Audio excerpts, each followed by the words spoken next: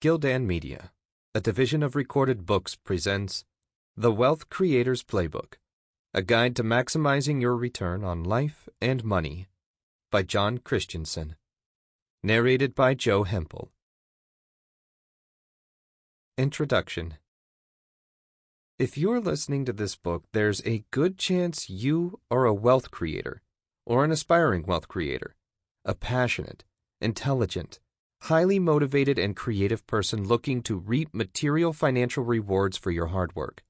You may just be starting out in a high-potential career, or preparing for such a career, anticipating great rewards to come.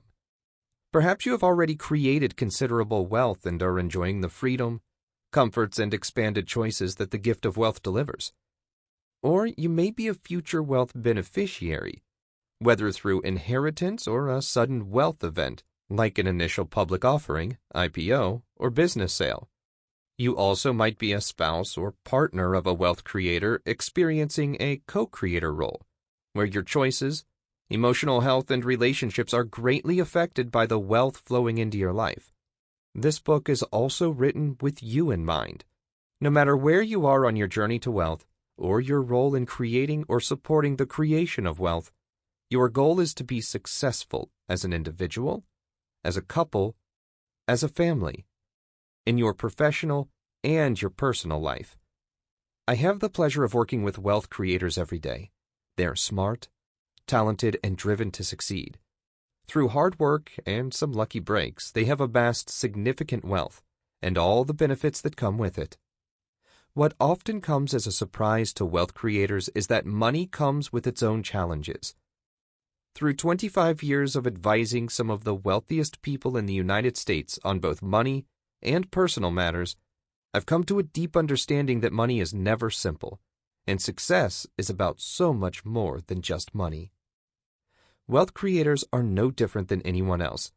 They want to experience more happiness and fulfillment in their lives. But sometimes, the intense pursuit of success can lead to a widening gap between your ideal life and the one you are currently experiencing. You may feel stuck wishing for a different definition of success. Money may become an issue in your relationships. You may find yourself wondering, what's the money for? In cultures around the world, money is often seen as the de facto scorecard for success. Or, as venture capitalist Joel Solomon quips, capitalism is perhaps the dominant religion in the world today. Many have embraced this religion of wealth wholeheartedly. According to the Global Wealth Report 2017, issued by Credit Suisse Research Institute, the number of millionaires in the world has increased by 155%, and the number of ultra-high net worth individuals, defined as people with a net worth above US $50 million, increased by 216% since 2000. 51% of these ultra-high net worth individuals reside in North America. The Global Wealth Report forecasts that the United States will have the highest growth in the number of millionaires in the world over the next 5 years. We are also living through an unprecedented time, when an estimated $50 trillion of assets will be transferred and or inherited by 2061, representing the largest transfer of wealth in history. Beginning in 2031, 10% of all wealth in the United States will change hands every 5 years. More and more individuals are going to experience both the benefits and the challenges of wealth. Because it is such a loaded and often taboo subject, we carry around a lot of psychological baggage regarding our relationship to money. And when we experience a change in our financial situation, particularly coming into a large amount of money, we may find that everything we believed about ourselves, our relationships, and our place in the world has shifted. There is a saying that goes, money can't fix a problem it didn't create. And so more of it won't help either. In other words, money isn't the secret elixir that will solve your self-confidence problems, cure the wounds from your family, improve your marriage, make you a better parent, or even make you happy. In my experience, money will serve to amplify what is already present in your life, for better or worse. Much like putting gasoline on a fire, it will ignite the combustible material present at the time. high material wealth can actually be associated with low psychological well-being. In a special issue of American Psychologist focusing on the mental health aspects of wealth, David M. Buss, a professor of psychology at the University of Texas at Austin, noted that rates of depression are higher in more economically developed countries than in less developed countries. According to psychologist David G. Myers, when compared to their counterparts in the 1950s, Americans are twice as rich and no happier. Meanwhile, the divorce rate doubled, teen suicide tripled, depression rates have soared, especially among teens and young adults. I call this conjunction of material prosperity and social recession the American paradox. The more people strive for extrinsic goals such as money, the more numerous their problems and the less robust their well-being. Noted for his work in the study of happiness and creativity, Hungarian psychologist Mihaly Csikszentmihalyi has reasoned that, to the extent that most of one's psychic energy becomes invested in material goals, it is typical for sensitivity to other rewards to atrophy. Friendships, art, literature, natural beauty, religion, and philosophy become less and less interesting. Wealth may bring material comfort and certain freedoms, but it often comes at a steep psychological cost. Wealth can also be a fickle mistress. According to Rick Edelman, writing in Fortune, the Certified Financial Planner Board of Standards says nearly a third of lottery winners declare bankruptcy, meaning they were worse off than before they became rich. Other studies show that lottery winners frequently become estranged from family and friends and incur a greater incidence of depression, drug and alcohol abuse, divorce, and suicide than the average American. There is an old proverb, shirt sleeves to shirt sleeves in 3 generations, referring to a common scenario where wealth created by the first generation is squandered and spent by the time the third generation passes. The first generation creates the wealth through passion, persistence, and hard work. The second generation sees these values but is often protected from experiencing the grit it took to create the wealth in the first place, as they enjoy a greatly improved lifestyle they didn't earn themselves. By the third generation, maintaining the lifestyle becomes the norm, and the family values are a distant memory. As wealth becomes an expectation rather than an aspiration, the relative enjoyment of the benefits provided by wealth tends to decrease. Just as in a situation of addiction, once individuals have strived for and attained a certain level of wealth, it becomes the norm and ceases to be fulfilling. Achieving the next level up can become all-consuming. Csikszentmihalyi notes that wealth, like many good things, is beneficial in small quantities, but it becomes increasingly desired and ultimately can become harmful in large doses. My experience working with clients who are building wealth has taught me that money often becomes an obstacle in their lives. At the center of the problem are trust and empathy. Successful wealth creators often isolate themselves as a reaction to their inability to find people they can confide in.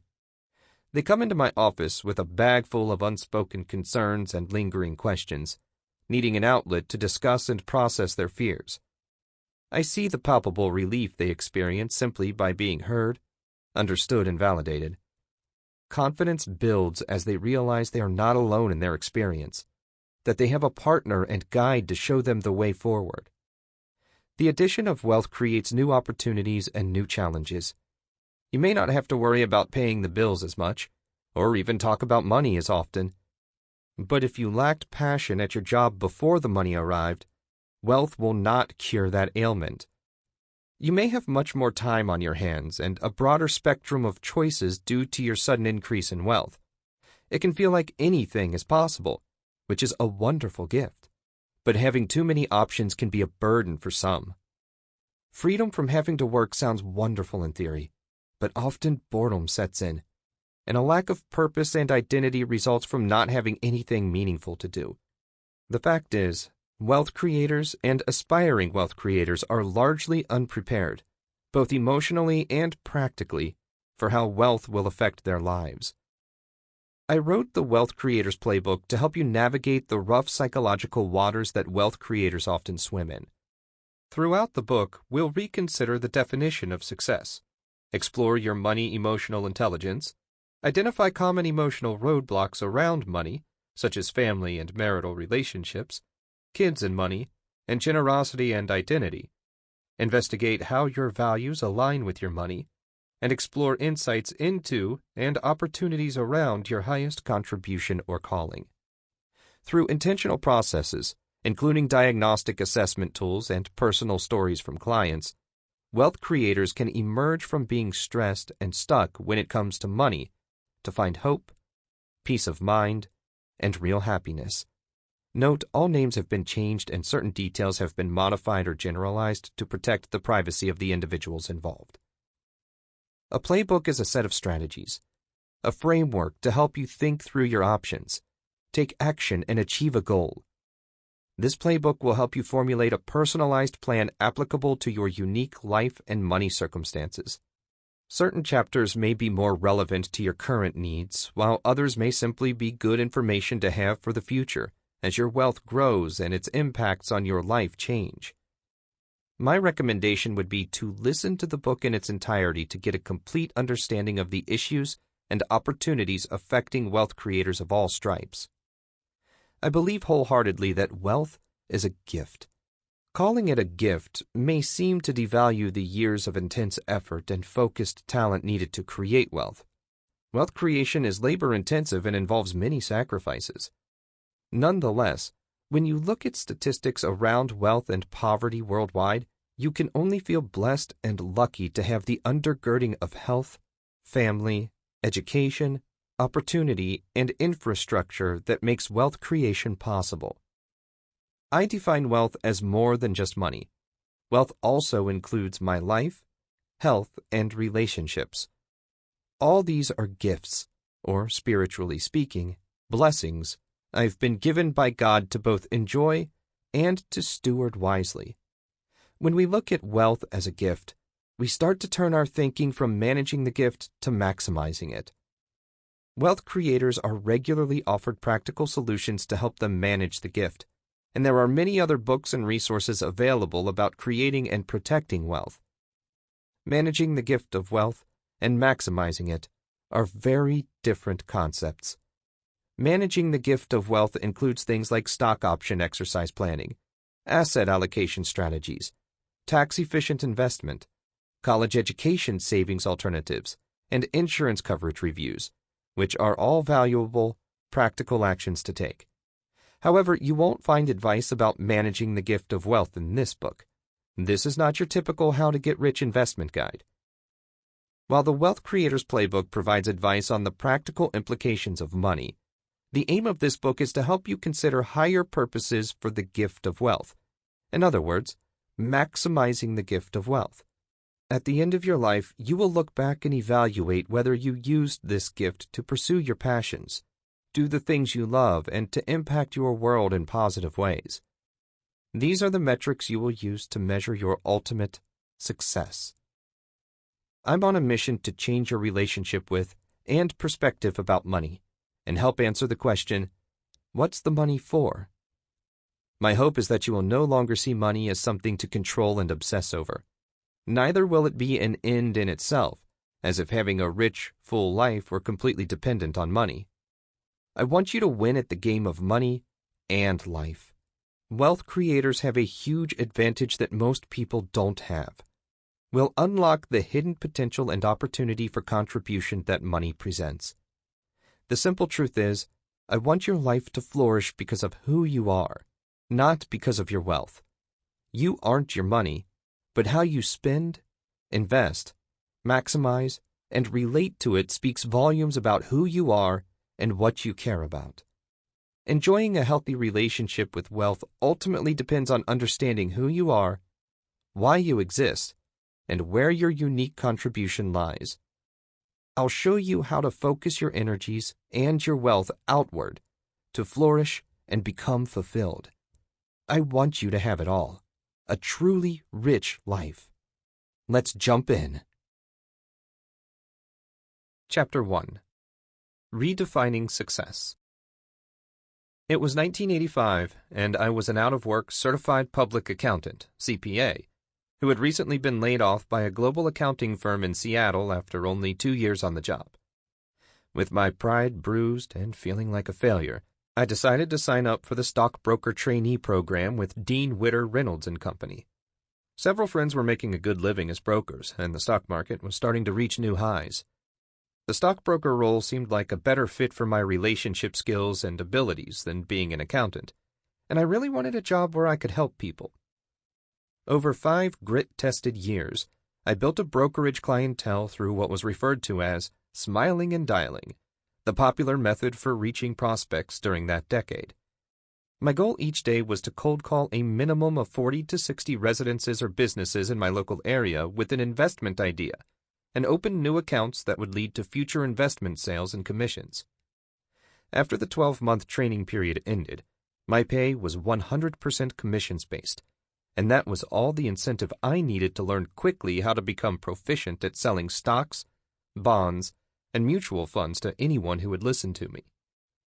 The grind of commission sales became more and more of a challenge, partly because of my original CPA training as a trusted resource, and also my desire to be viewed by clients as something other than just a salesman.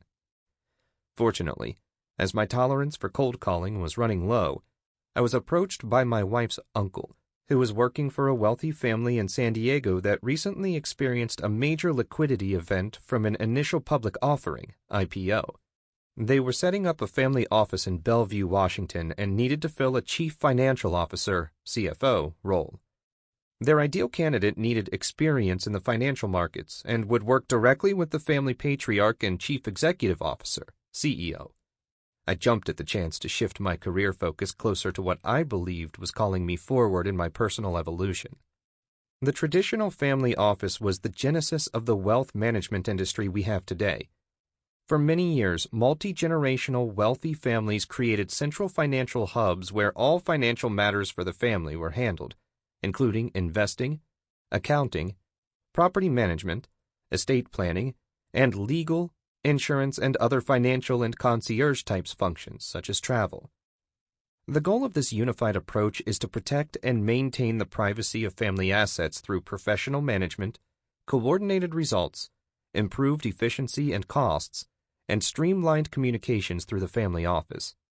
My CFO role in this family office exposed me to a world I had never experienced before. Family assets of over $100 million in 1990. Commercial real estate development and leasing activities. A significant stock portfolio. Several operating companies. Extravagant personal residences, cars, and airplanes. A world-class investment and legal team. And about 10 office employees. I was starting to understand what it felt like to have a seat at the table as a trusted advisor, with access to comprehensive and confidential details about finances and family objectives, as well as the ability to influence decisions. It didn't take me long to become curious about who else performed this type of holistic and conflict-free advisory service to wealth creators. Microsoft was just starting to mint new millionaires, and I was confident that there would be a demand for the comprehensive wealth management services I experienced in the family office setting. This next generation of wealth creators wanted an approach that would provide most of the benefits of a full-blown family office with much lower cost and hassle factors. I saw a clear vision of where the financial advisor business was heading, and my quest to engage in this line of work led me to a very unique company doing multi-client advisory work based in Silicon Valley. They understood the needs of these new wealth creators and were building a platform to serve them. They recognized the growing technology field and the new wealth being created in the Pacific Northwest, and I opened their first satellite office in Seattle. It seemed like I had it all. I had obtained advanced designations, CPA and CFA, and an engaging career. I was happily married with 3 young kids attending excellent private schools, a new house in the suburbs, and a dog. I regularly attended church and participated in several nonprofit activities, and I was making more money than ever before, working with clients at cool technology companies. I was checking all the success boxes in terms of life and money. However, under the surface, something wasn't right. I was experiencing anxiety symptoms that were becoming more and more frequent and pronounced. At one meeting with a major estate planning group in Seattle, I was visibly sweating and uncomfortable and had a difficult time speaking.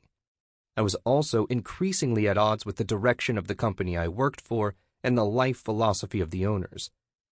It can be difficult to be in the satellite office of a firm. You are outside the culture and don't rub shoulders day to day with key players, including your bosses. The upside was I had tremendous freedom to build client relationships and set up the office the way I wanted to. The owners wanted to see my satellite office grow even faster, and they decided to expand the leadership team beyond me to protect client relationships should I decide to leave.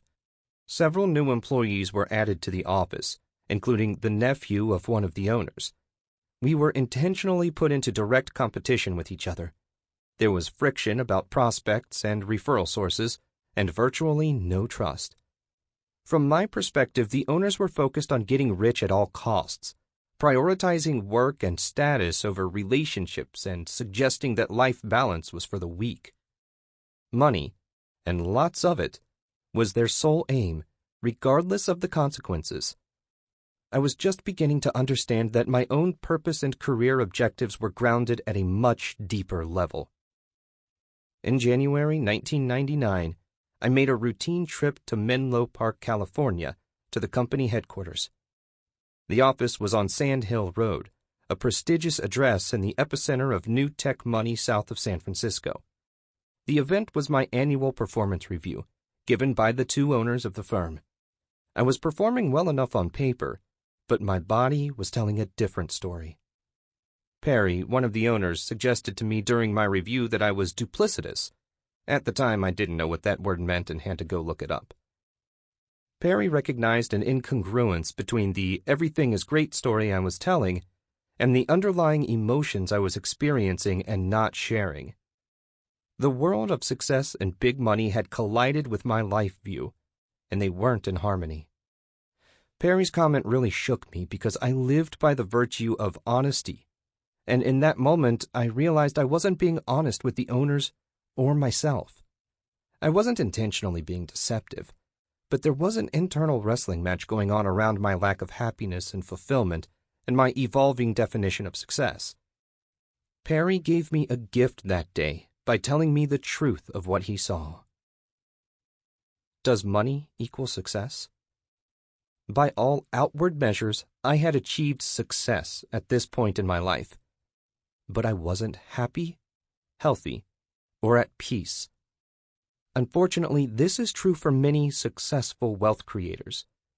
I worked with a 40-something venture capitalist named Rob who had achieved a substantial amount of wealth early in his career. He admitted that creating the wealth took a big toll on his life. It required maniacal focus and all his energy, resulted in broken relationships, and required him to put his own wellness on the back burner. I asked him, would he change anything if he could go back in time? His response seemed contrary to common sense. He said he would likely do it the same way again because he wanted to have the financial resources to choose his life, send his kids to private school, and enjoy other lifestyle comforts. I share this story because I believe it represents a formula that many of us follow simply because it's the only one we know. Work ridiculously hard, create success in the form of wealth and power, and sacrifice our health and relationships along the way in the hope of someday figuring out the life we really want when we have time to think about it. In an interview, best-selling author and vulnerability expert Brené Brown advised, defining success is one of the most powerful things you can do as a family, as a couple, individually. There is a default definition of success that is money, materialism, accomplishment, and achievement. Brown explains that burnout and damage to our physical and mental health are often the result when we narrowly focus on achieving traditional measures of success, namely money and power. Obviously, money is a powerful motivator, and as my client Rob expressed, he was willing to sacrifice his time, energy, health, and relationships for the comforts, choices, and freedom that money provided. It seems a very normal path for many to empire build earlier in life. In my own life, I've seen evidence of this pattern, especially in my 30s. Our culture promotes the idea of success being defined by material possessions. Houses, cars, stuff, everything money can buy. All this stuff is supposed to make us happy. A 2010 study from Princeton University demonstrates that once someone achieves an annual salary of $75,000, they don't report any greater degree of day-to-day happiness, no matter how much their income increases. Once our basic needs are met, the utility of money as a component of satisfaction starts to level off. There is another, deeper reason Rob stayed focused on financial outcomes exclusively.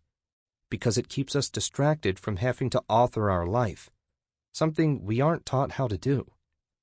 If we stay distracted with empire building and financial security, we don't have to dig into the uncertain world of knowing ourselves and defining and designing a future. It's just easier to try to win on our financial scorecard. And to be fair, the busyness of demanding professions combined with raising a family and keeping up with many responsibilities leave many wealth creators with little time to consider the impacts and outcomes of success and money in their lives. A richer definition of success. There is nothing wrong with wanting it all. I wanted more for my life back in 1999, when I realized I couldn't continue on my current path. I wanted to flourish in every facet of my life: financial, career satisfaction, family, health, and other personal goals that mattered to me, and I wanted adventure to go along with it. I only had one life to live, and I wanted more passion and purpose. I wanted to know myself better and heal from the anxiety that plagued me. I wanted to go on a spiritual journey that required putting my faith into action. I wanted to understand what I was made of, what made me tick, and what was possible. I wanted the time to coach my son's baseball team and to be an active and available parent for our kids. I wanted to spend more quality time with my wife. I wanted to put my stamp on the world by creating and innovating a business culture that valued caring for people, pursuing excellence, personal growth and development, and life fully lived. I also wanted to build wealth, experience financial success and security, and be generous. Starting a company was a long shot when I was younger, but at age 37, I felt this was my last chance to create the future I desperately wanted. There was a lot at stake. We had become financially comfortable with my salary and its accompanying lifestyle perks. We had ratcheted up our spending commensurate with my raises, and I definitely didn't want my lifestyle to backslide. Regardless, it was clear to me that in a few short years, I'd be 50. And I didn't want to be financially comfortable, unhappy, full of regrets, and stuck. During the next 3 months, I began preparing to launch my own business. I secured a small executive office space, bought a computer, picked a company name, made a list of projects and priorities, and prayed a lot. There were many long talks with my wife, Kelly, about what I planned to do. She was my life partner and the co-creator of our wealth, and I knew I wouldn't be able to move forward without her support, trust, and commitment. We needed to be in complete alignment. On May 5th, 1999, the night before the planned launch date, I was full of fear and anxiety because of what I was about to risk. I remember feeling like I was at the top of a very large cliff, looking down at the water below. I was literally scared to death, unable to sleep. The pressure in my chest was overwhelming, not sure if the water below was safe. The next morning, I jumped. The water was fine, and Highland was born. In the 19 years since then, I've lived my way to a richer definition of success. I realized that I didn't want financial success at the cost of missing all the other sweetness of life during the journey. Some components of redefining success for myself included: money does not exclusively equate to success in life. You don't need to sacrifice your health, your relationships, and other important life objectives to build wealth. Experiences are more valuable than stuff. Generosity is the secret joy creator. Understand where the boundary is between enough and more than enough. Sample complete. Ready to continue?